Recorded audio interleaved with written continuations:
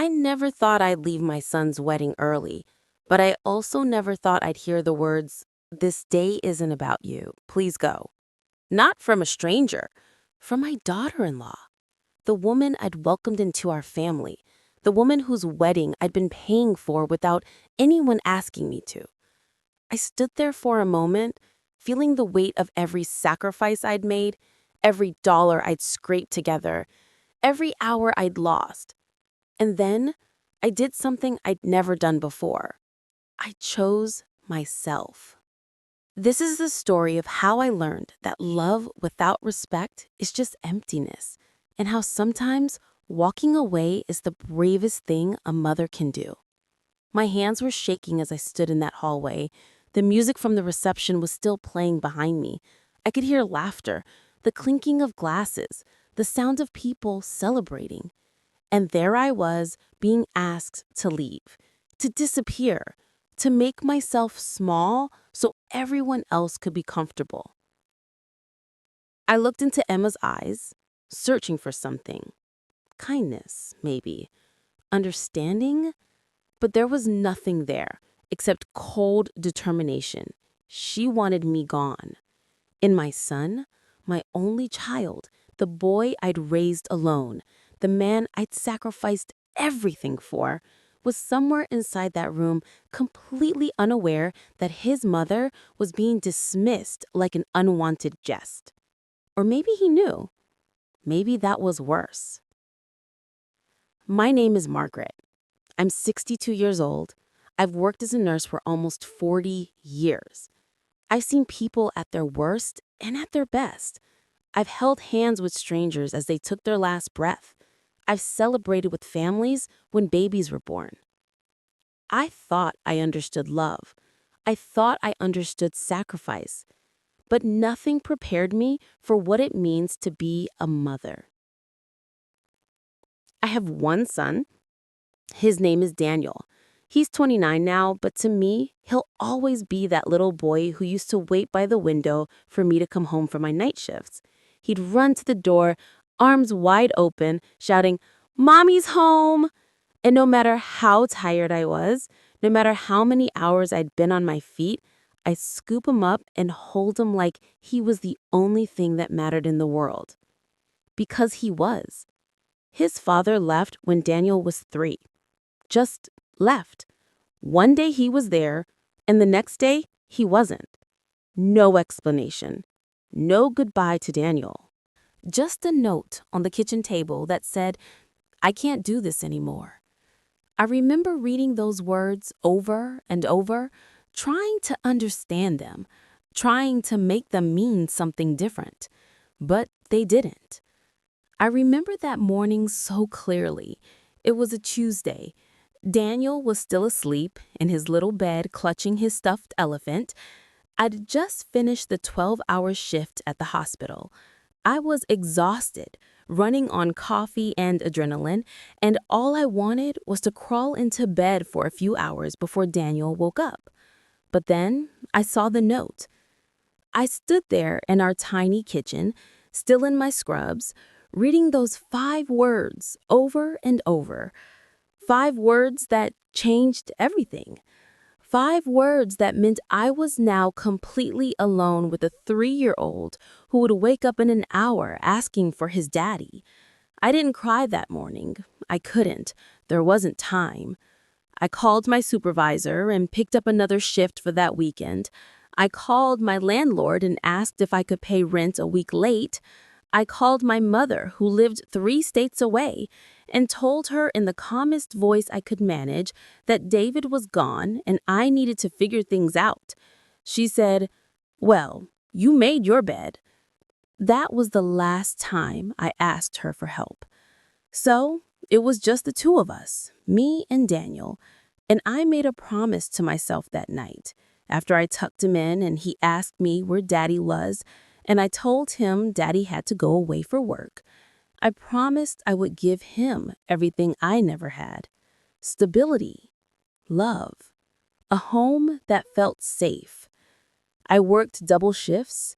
I missed birthdays with friends. I didn't date. I didn't go on vacations.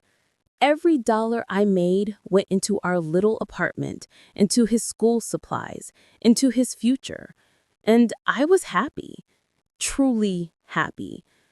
People used to tell me I was doing too much, that I needed to live my own life, that Daniel would be fine, that kids are resilient. But they didn't understand. When you're a single mother, your child becomes your entire world. Not because you want to lose yourself, but because there's simply no other option. You're the only thing standing between them and the chaos of the world. Daniel grew up kind. He was the sort of boy who helped elderly neighbors carry their groceries, who stayed after school to tutor kids who were struggling, who called me every single day when he went away to college, just to ask how I was doing. He wasn't perfect, no one is, but he had a good heart. At least, I thought he did. I remember his high school graduation. I'd worked extra shifts for months to afford a nice camera so I could take pictures. I sat in the bleachers, surrounded by families, mothers and fathers and siblings, and I cheered louder than anyone when they called his name. After the ceremony, he found me in the crowd and hugged me so tight I could barely breathe. "I did it, Mom," he said. "We did it. We. Not I. We." That's when I knew it had all been worth it. He went to college on a partial scholarship. I covered the rest. I didn't tell him how much I was working. I didn't tell him that I'd stopped buying new clothes, that I was eating rice and beans most nights, that I'd canceled my cable and my internet to save money. I just kept sending the checks and telling him to focus on his studies. He called me every Sunday. Sometimes we'd talk for hours. He'd tell me about his classes, his friends, his dreams. He wanted to be an engineer. He wanted to build things that mattered. He wanted to make me proud. "I'm already proud," I tell him. "I've always been proud." And I meant it. Every word. When he graduated from college, I was there. Front row, camera in hand, tears streaming down my face. He'd done it. My boy had done it. And even though I was exhausted, even though I'd been working 60-hour weeks for 4 years to help him, even though my savings account was nearly empty, I felt like the richest woman in the world because I had him. He met Emma when he was 26. She was a graphic designer, pretty and polished, with perfect hair and perfect nails and a perfect smile.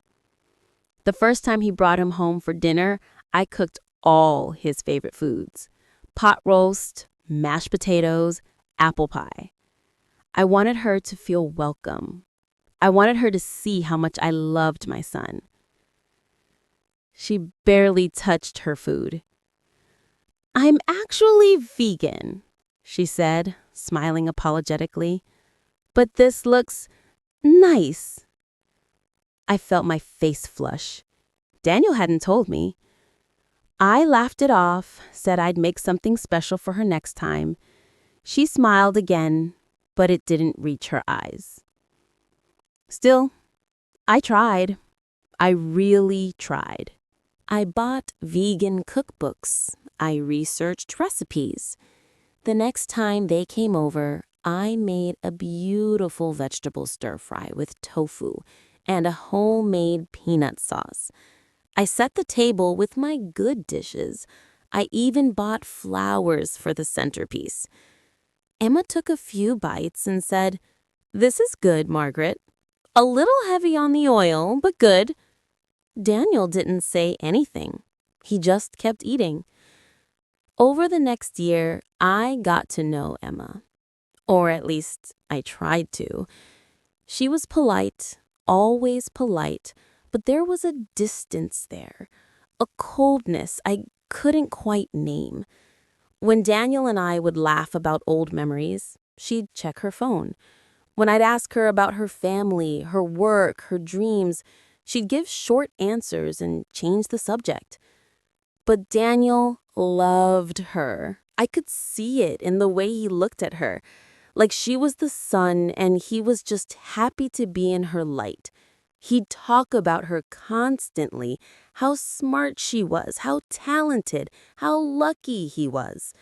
And I'd smile and nod and push down the little voice in my head that said, "But does she love him the same way?" So I swallowed my doubts. I told myself I was being overprotective, that I needed to let go, that every mother feels this way when her son falls in love. When Daniel proposed, I cried. He called me right after, his voice shaking with excitement. "Mom," she said, "yes, I'm getting married." And I said, "I'm so happy for you, sweetheart. So, so happy." And I was. I really was. But there was something else, too. Something I didn't want to admit. A tiny voice in the back of my mind that whispered, "You're losing him." I ignored it. The wedding planning started almost immediately. Daniel and Emma wanted a big wedding. 200 guests, a beautiful venue by the lake, a live band, a 5-course dinner, flowers everywhere, a custom cake, the works. I sat with them one evening at their apartment, looking at the budget they'd drawn up, and my heart sank. $80,000. I blinked at the number, thinking I'd read it wrong. But no, $80,000 for one day. I watched Emma flip through magazine photos of centerpieces and floral arches, her eyes bright with excitement, and I felt something twist in my chest. "How are you planning to pay for all this?" I asked gently. Emma looked up surprised, as if she hadn't thought about it. "Well, Daniel's been saving, and my parents are contributing, and," she glanced at Daniel, "we were hoping you might help too." There it was. Not a question, an expectation. Daniel looked uncomfortable. "Mom, you don't have to. We can scale things back if—" "No," Emma interrupted, her voice firm. "This is our wedding. It's once in a lifetime. We shouldn't have to compromise." I looked at my son. He wouldn't meet my eyes. I took a breath. "How much are her parents contributing?" 15,000, Emma said quickly. "They're paying for the flowers and the photography." I nodded slowly. 15,000. I thought about my savings account, the one I'd been building for years, the one I'd planned to use for retirement, maybe a small trip somewhere warm. $43,000 sitting in that account. Money I'd earned dollar by dollar, shift by shift, sacrifice by sacrifice. "I'll help," I heard myself say. "I'll cover the venue and the catering." Emma's face lit up like a Christmas tree. "Really? Oh, Margaret, thank you. This is going to be perfect. We're going to have the most beautiful wedding." Daniel hugged me. "Thanks, Mom. I'll pay you back. I promise." I smiled. "Don't worry about it, sweetheart. I just want you to be happy." And I meant it. I did. But as the months went on, the requests kept coming. "Mom, the cake we wanted is a little more expensive than we thought. Can you cover it?" I said yes. $2,000. "Mom, Emma's dress is perfect, but it's over budget. Could you help with that?" I said yes. $4,000. "Mom, we need to upgrade the bar package. Just another 2,000. I said yes. "Mom, the invitations we want are custom. 3,000. I said yes. Every time I said yes. Every time I transferred money from my account and watched the number shrink. I picked up extra shifts at the hospital. I worked on holidays. I worked through the flu. I stopped buying myself new clothes. I ate leftovers for dinner and skipped lunches. I canceled my small vacation. I told myself it was worth it. This was my son's happiness. This was his future. But Emma never said thank you, not once. She'd smile and nod as if my contributions were simply expected, as if I was supposed to give everything and ask for nothing in return. And Daniel? He stopped calling as much. He was busy with wedding planning, he said. He'd call me back later, but later never came. When I did talk to him, he seemed distracted, distant. "How are you doing, sweetheart?" I'd ask. "Fine, Mom. Busy." "Are you eating okay?" "Yeah." "Getting enough sleep?" "Mom, I'm fine. I have to bow." And he'd hang up and I'd sit there with the phone in my hand, wondering when I'd become an inconvenience. I started to feel invisible. One evening, about 2 months before the wedding, I went over to their apartment to drop off some old family photos I thought Emma might want to use in a slideshow. Pictures of Daniel as a baby, his first day at school, his birthday parties. Moments I'd captured and treasured. I knocked on the door and Emma answered, looking surprised. "Oh, Margaret, hi." "Hi, sweetheart. I brought some photos. I thought you might want to—" "Actually, now's not a great time," she said, not moving from the doorway. "We're in the middle of something." I heard Daniel's voice from inside. "Who is it?" "Your mom," Emma called back, her tone flat, almost annoyed. There was a pause, then Daniel appeared behind her. "Hey, Mom, what's up?" I held up the box of photos. "I just thought you might want these for the slideshow." "Can you leave them on the step?" Emma asked before Daniel could respond. "We're really busy." I stared at her, then at Daniel. He looked away, his hand rubbing the back of his neck the way he always did when he was uncomfortable. "Sure," I said quietly. "Of course." I set the box down carefully and walked back to my car. My hands were shaking. I sat there for a moment, hands on the steering wheel, trying to understand what had just happened, trying to understand why I felt so small, so unwanted. I thought about knocking again, about insisting, about asking Daniel if everything was okay. But I didn't. I just drove home. That night, I cried for the first time in years. Deep, shaking sobs that seemed to come from somewhere I'd buried a long time ago. I cried for my son, for the little boy who used to love me more than anything, for the man who couldn't even look me in the eye anymore. And I cried for myself, for the woman I'd become, the woman who gave and gave and gave, until there was nothing left. The next morning, I washed my face, put on my scrubs, and went to work. Because that's what I always did. The wedding day arrived on a Saturday in late September. The weather was perfect. Clear blue sky, warm sun, just a hint of a breeze that made the leaves rustle softly.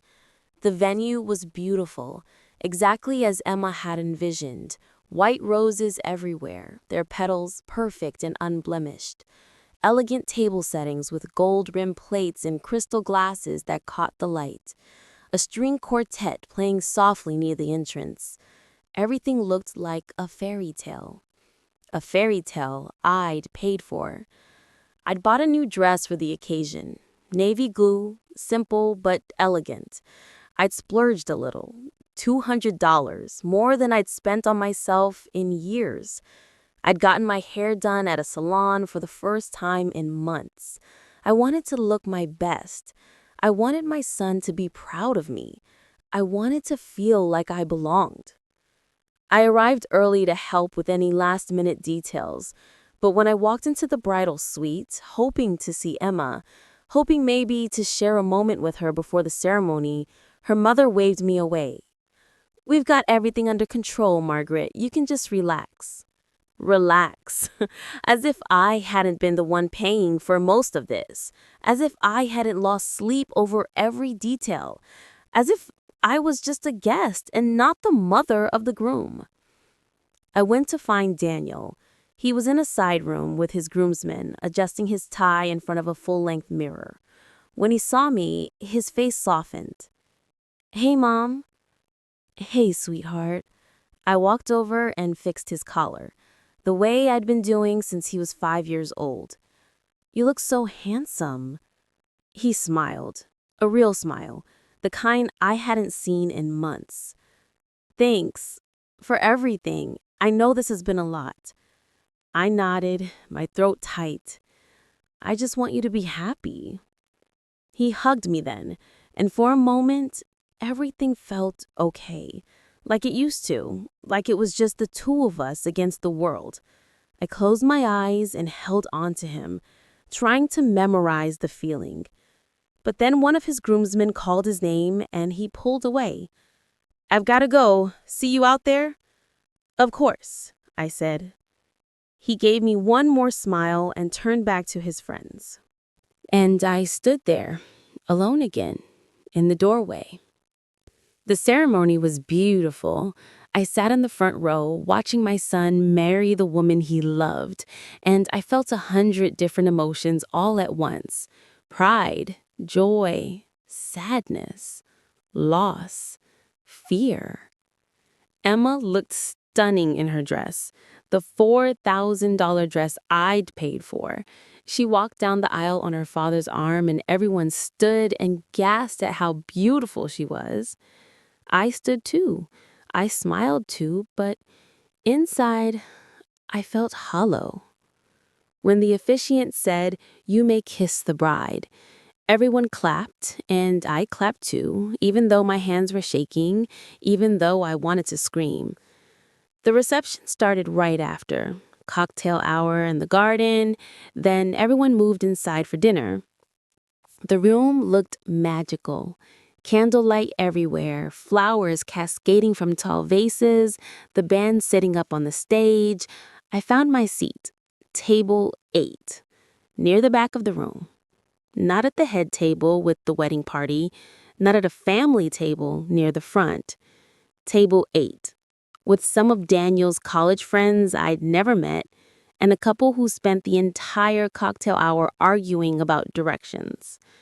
I sat down and tried to smile, tried to look like I was having a good time. Dinner was served, salmon or chicken. I chose the salmon. I barely tasted it. Speeches started. Emma's father gave a long toast about how proud he was of his daughter, how she'd always been special, how she deserved all the happiness in the world. Everyone laughed and clinked their glasses. Emma's maid of honor gave a speech full of inside jokes I didn't understand. Then it was time for the best man. He told funny stories about Daniel in college, about parties and pranks and late-night adventures. Everyone laughed. Daniel laughed. Not once did he mention me. Not once did anyone mention the woman who'd raised him, who'd sacrificed everything for him.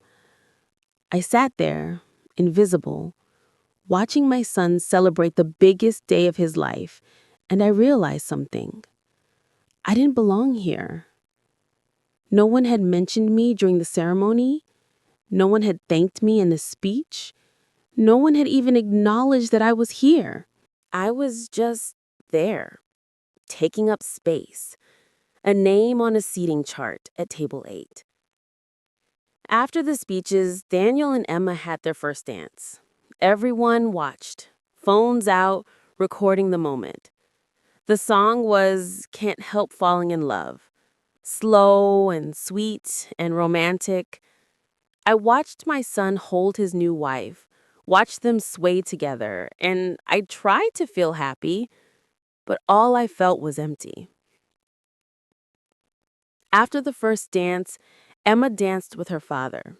Daniel was supposed to dance with me next. That's how it's supposed to work, right? The mother-son dance. I waited, sitting at my table, hands folded in my lap, waiting for the DJ to call us up. But the DJ moved on to the next song, a fast one, and Daniel was pulled onto the dance floor by his friends. No one called for me. No one remembered. I sat at my table, alone, and I wondered if anyone would notice if I left right now. After dinner, I went to the restroom to collect myself. I stood in front of the mirror, staring at my reflection. The woman looking back at me looked tired, old, small. Her navy blue dress suddenly seemed too plain, too simple, too forgettable. I took a deep breath, splashed some cold water on my face, told myself to pull it together. When I came back out, Emma was standing in the hallway, checking her phone. "Emma," I said gently, "everything looks beautiful. You must be so happy." She glanced up from her phone. "Yeah, it's perfect." I hesitated, gathering my courage. "I just wanted to say, I'm really glad to have you in the family. I know we haven't always connected, but I hope we can—" "Margaret," she interrupted, her voice suddenly cold, sharp. "Can I be honest with you?" I blinked, taken aback by her tone. "Of course." She looked at me for a long moment, really looked at me. And what I saw in her eyes made my stomach drop. "This day isn't about you, and I need you to stop trying to make it about you." I felt like I'd been slapped, like all the air had been sucked out of my lungs. I wasn't.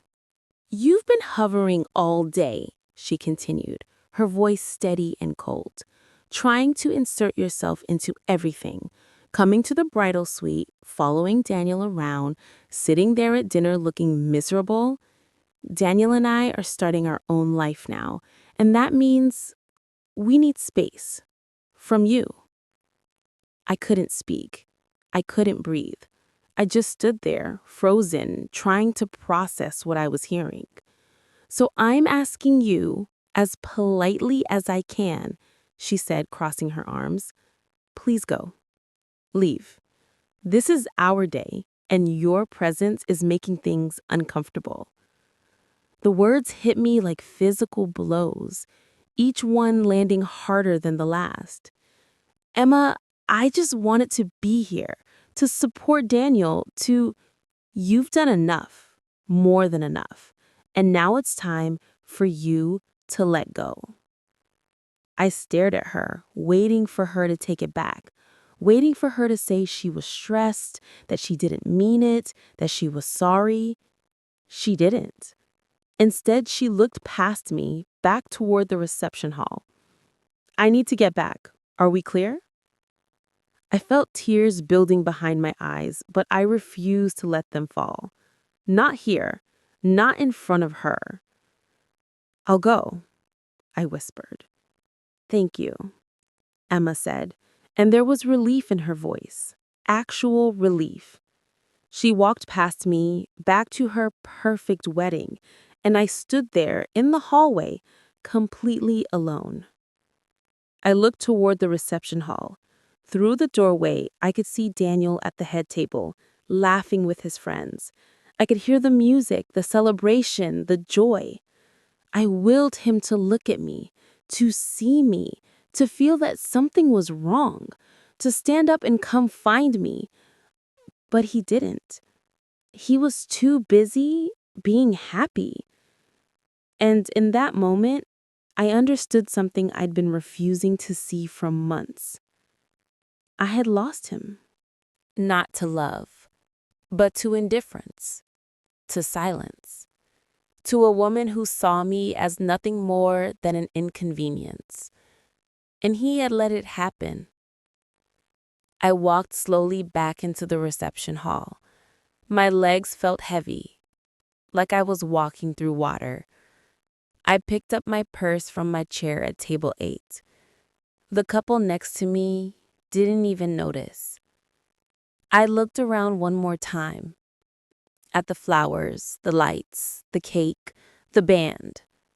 All of it paid for with my money, my sacrifice, my love. And I turned and walked toward the door. I passed people dancing, people laughing, people celebrating. Not one of them looked at me. I pushed open the door and walked out into the parking lot. The sun was setting. The sky was pink and gold. Beautiful. I got into my car, closed the door, and sat there in the driver's seat. And then I let myself fall apart. I cried like I'd never cried before, deep, wrenching sobs that shook my entire body. I cried for my son, for the little boy who loved me, for the man who'd forgotten me. I cried for all the years I'd sacrificed, for all the dreams I'd given up, for all the times I'd put him first and myself last. I cried until there were no tears left. And then I stopped. I wiped my face with the back of my hand. I took a long, shaky breath. And I reached for my phone. My hands were steadier than I expected as I scrawled through my contacts. The first call was to the venue manager, a woman named Lisa, who'd been kind to me during the planning process. "Hi, Lisa. This is Margaret, Daniel's mother. I need to speak with you about the payment for tonight." "Oh, hi, Margaret." Her voice was cheerful. "Is everything okay? The wedding looks absolutely beautiful." "It does," I said, my voice calm, eerily calm. "But I need to cancel the final payment." There was a pause, a long one. "I'm sorry, cancel?" "I paid the deposit 6 months ago, $20,000. But the remaining balance, $40,000, I'm not authorizing that charge." "But, Mrs. Margaret, the event is happening right now. The contract states." "I understand what the contract states, but I'm the one who signed the contract. I'm the one whose credit card is on file, and I'm the one withdrawing authorization for that charge. I need to speak with the couple about this." "You do that," I said quietly. "Tell them Margaret called." I hung up. The second call was to the caterer, a company called Elegant Affairs. "Hi, Marcus. This is Margaret, mother of the groom for the wedding tonight at Lakeside Manor." "Margaret, hello. Is everything going well?" "I'm sure it is," I said. "But I need to inform you that I'm canceling the final payment for your services." "I'm sorry, what?" "The deposit I paid was $8,000. The remaining balance of $18,000 will not be paid by me." "But we have a contract." "I'm aware, and you're welcome to pursue collection from the couple, but not from me."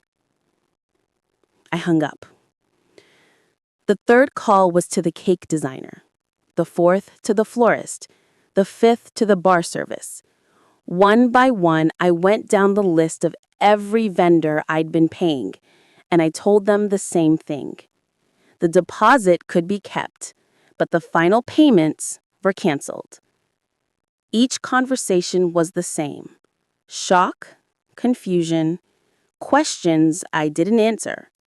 By the time I finished, 30 minutes had passed. My hands were steady. My heart was calm. My decision was made. I started my car and drove home slowly. The street lights were coming on. The world looked soft and quiet. When I got home, I took off my dress and hung it carefully in the closet. I washed my face, put on comfortable clothes, made myself a cup of tea.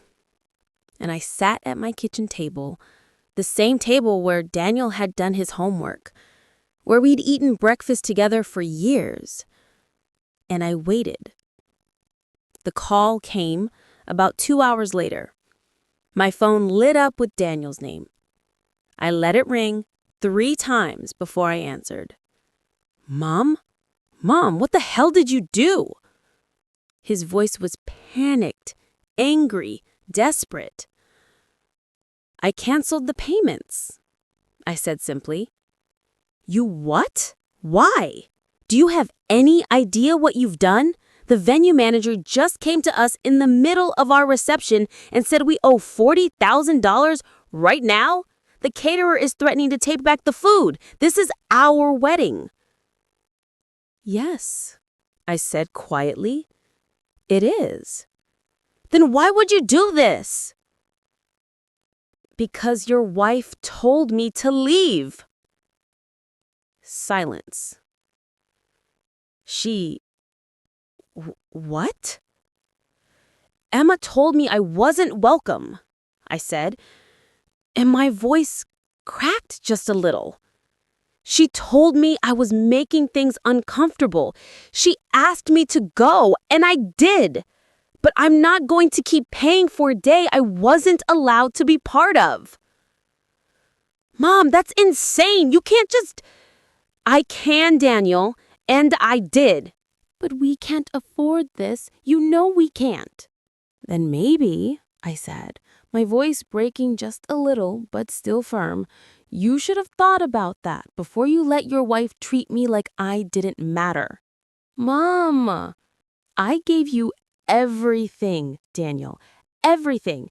I worked myself to the bone for you. I sacrificed my entire life so you could have a good one.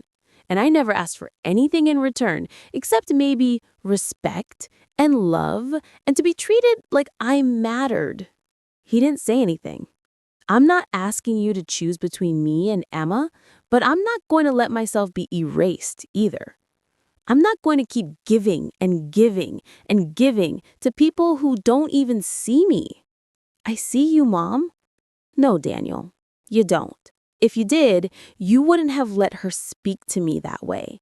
You wouldn't have let me leave. I heard him take a shaky breath. You have a choice to make now, I said.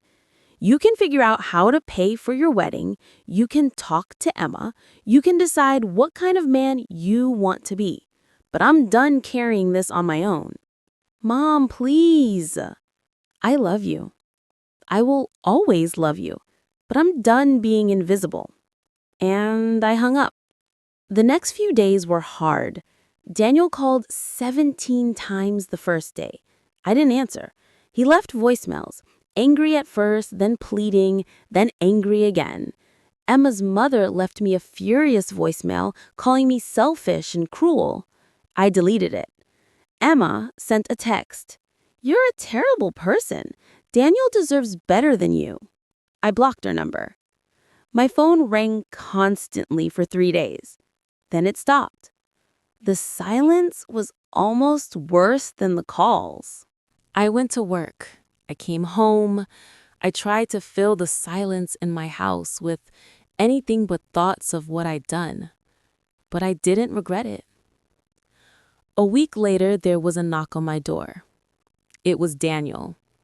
He looked terrible. Exhausted, his eyes were red. Can I come in? He asked quietly.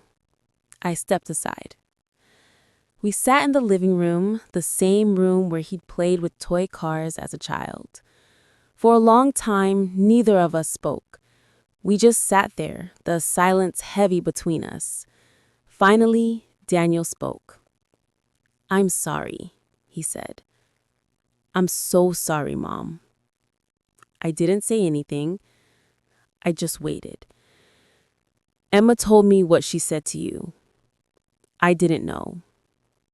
I swear I didn't know. "She didn't tell me until after you canceled the payments and He rubbed his face.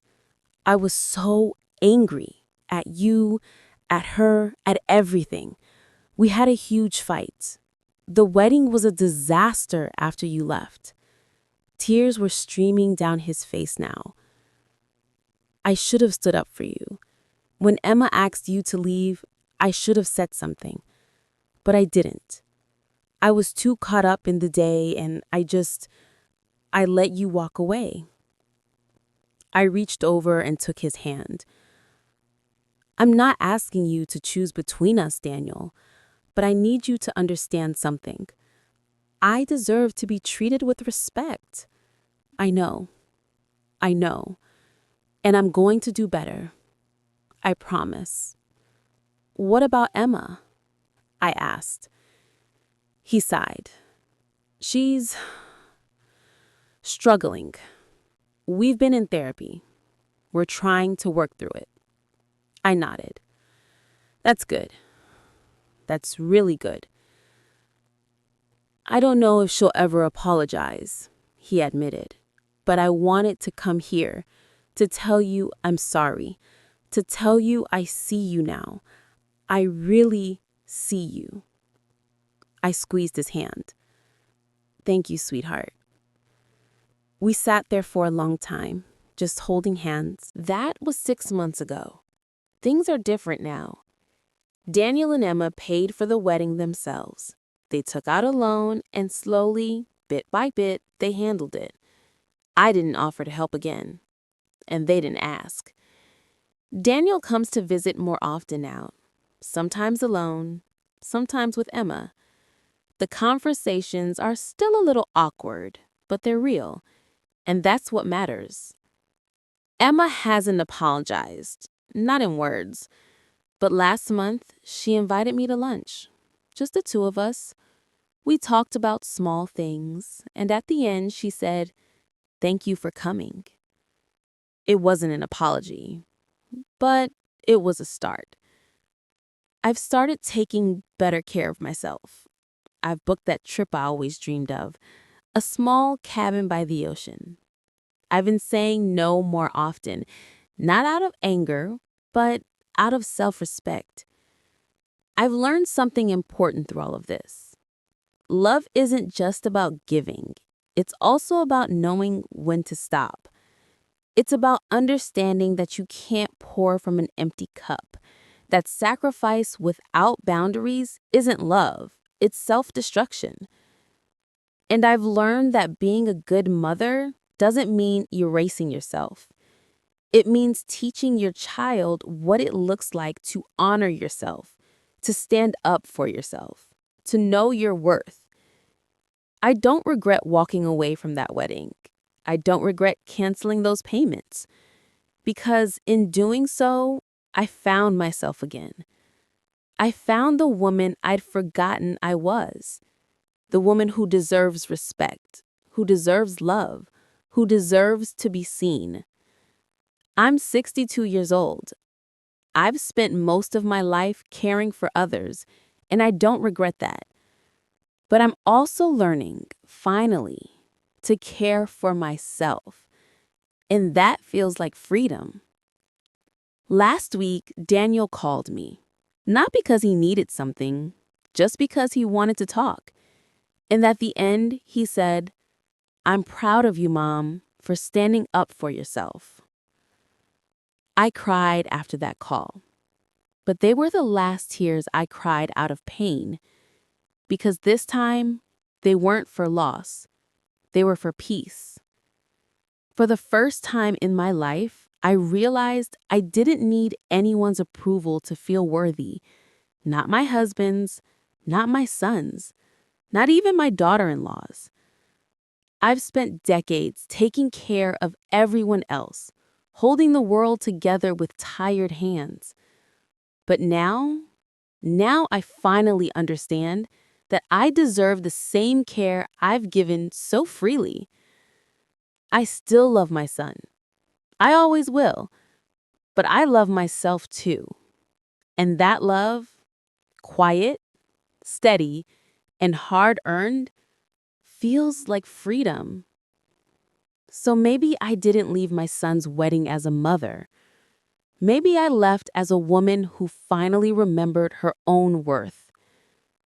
And that, I think, is the most beautiful ending of all.